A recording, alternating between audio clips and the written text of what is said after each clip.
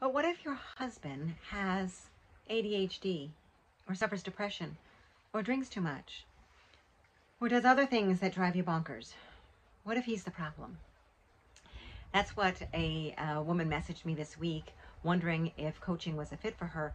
And she felt very strongly that there was no hope because this man had so many issues and she has dragged him to counselor after counselor and nothing seems to be making a difference, and that he isn't really trying. He isn't really willing to do what he needs to do to make things better. And I hear that often, and I felt that way myself. So this is a common thing. And here's what I've learned. It's hard. Marriage is not always easy, sunshine and butterflies, right? Sometimes marriage is hard, and I do think that it is a road to sanctification for sure. The more that we surrender and try to become our best selves with God's help.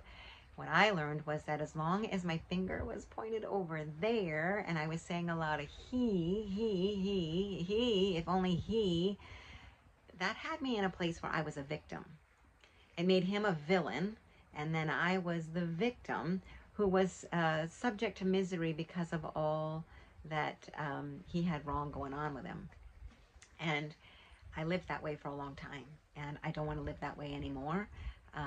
He's not responsible for my happiness, as your husband is not responsible for yours.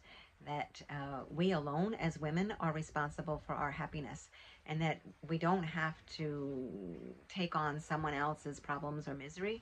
But no, like, we can really become our best self, our best happy self, doing self-care, practicing the skills that I teach, and being able to show up in a way that is about transforming me. That I've had to go to confession about the things that I've done wrong, and my own need to control, my insecurities, my self-reliance, my pride, all of that, so that I can really live on my side of the street, keeping my paper clean, being my best self, my happy self. When I show up as my best self, my husband shows up as his best self. And when I show up as my crabby self, my husband shows up as his crabby self. So it turns out that I actually have more power in the relationship than I ever thought possible. And most women don't realize that they are the vision keepers in the relationship, that they have a tremendous amount of power on how they show up. If they're being critical and judging and blaming, and whether you're saying it or not, it oozes out of you and he knows it. So if you stop the judging and instead you get on your paper and you focus on changing you, you'd be amazed at what starts happening in your relationship. So I have so much hope for you. And even though it may sound like, no way, like, I don't know what this lady's talking about, but my husband really is the problem and nothing's going to change, I invite you to try what I teach, take it on as an experiment, reach out to me, join the Happy Wife Facebook community and connect with me there, and come on over. Try this out, experiment.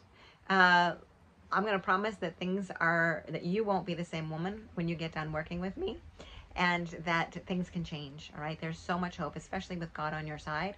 Now, like, I can't promise that he's going to transform, but I see it very, very often. When a woman finally gets off his case, off his paper, and starts living for her best self, what have you got to lose? What have you got to lose? Are you ready to stop being a victim? If so, come on over, join the group. Be sure to subscribe to this channel, like, and make a comment below, and know that I'm standing for you, and this community of women is waiting to welcome you. God bless.